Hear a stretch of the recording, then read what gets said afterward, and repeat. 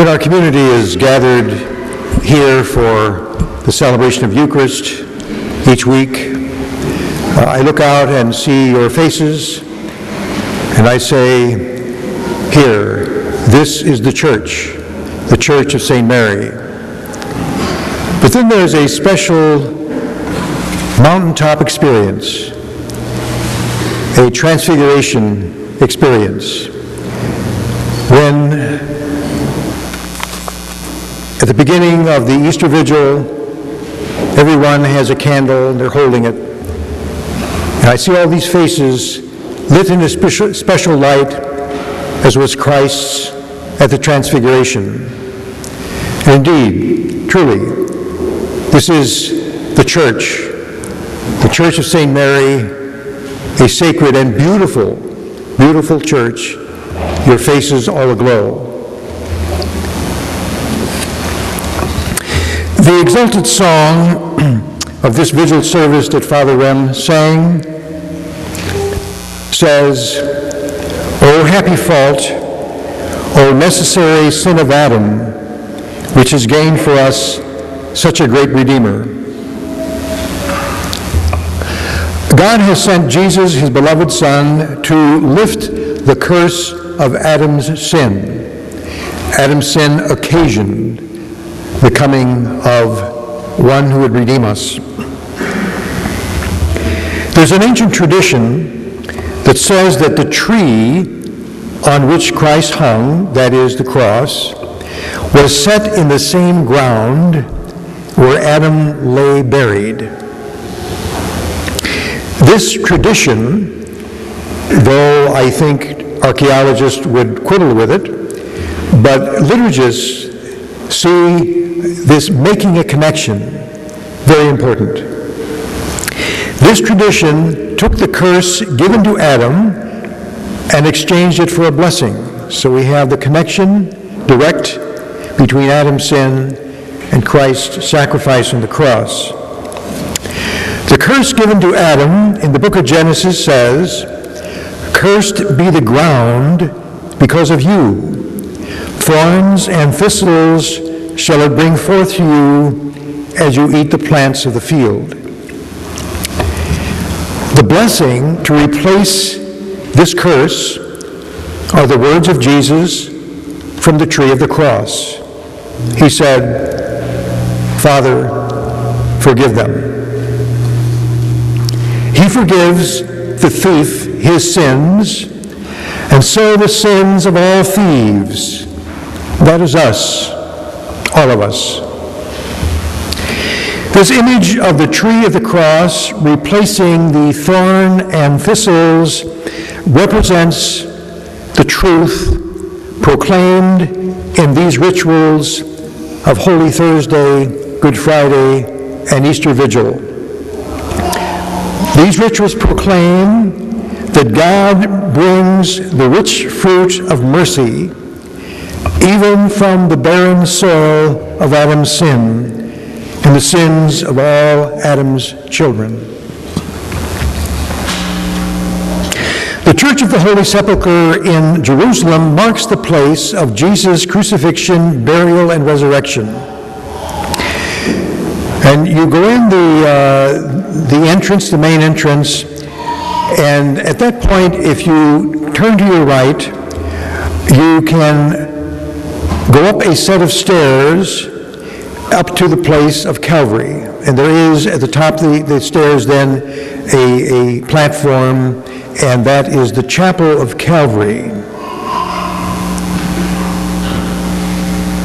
And then you can climb down the steps. So you have to climb down another set of steps, and you find yourself close to a little niche underneath the Chapel of Calvary.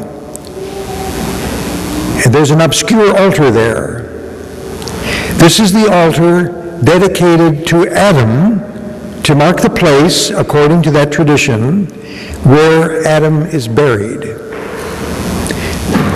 In the Orthodox tradition, he is known as Saint Adam. The readings of the Easter Vigil and Easter Day are meant to be heard in a personal way because they tell our story. The reading from the book of Exodus that we heard at the Paschal meal last Tuesday evening tells about the Lord leading the Jews to freedom from slavery in Egypt. And we heard the continuation of that story in the beautiful rendition, the second reading tonight. The Paschal meal is modeled after the Jewish Passover service, which was celebrated at the Last Supper. The service offers a compelling message that each person of every generation should see himself, herself in the story. In answer to the youngest son's question, why do we hold this Passover service? The father of the family responds, this is what the Lord did to me when I came forth from Egypt. And this is many, many years later. This is what the Lord did to me. In that same spirit, we are encouraged to hear the Paschal readings telling our own story of liberation from the shackles of slavery, especially the shackles of death. We are to see ourselves rising with Christ from the tomb. Rising up from death is enacted in the Easter sacrament of baptism. In it, we rise up out of the waters into the risen life. And tonight, several persons will make that journey from death to new life in the sacrament of baptism. And following that, then we shall renew our vows of baptism. We need this annual renewal of baptismal vows to reject sin and to follow the Lord, because there are so many distractions and enticements of modern life that make us forgetful of our vows. Our faith in Christ is often compromised or ignored with the demands and illusions of daily life. Easter takes us deeply into what is most real. It offers us the cataclysm of Jesus' death, our complicities, and God's reply. God's reply is always mercy. Can we believe in such a wondrous message? God's outpouring of mercy. To live in the light of God's mercy is to see ourselves and our world in a new light. We, children of Adam, are invited to enter the Easter story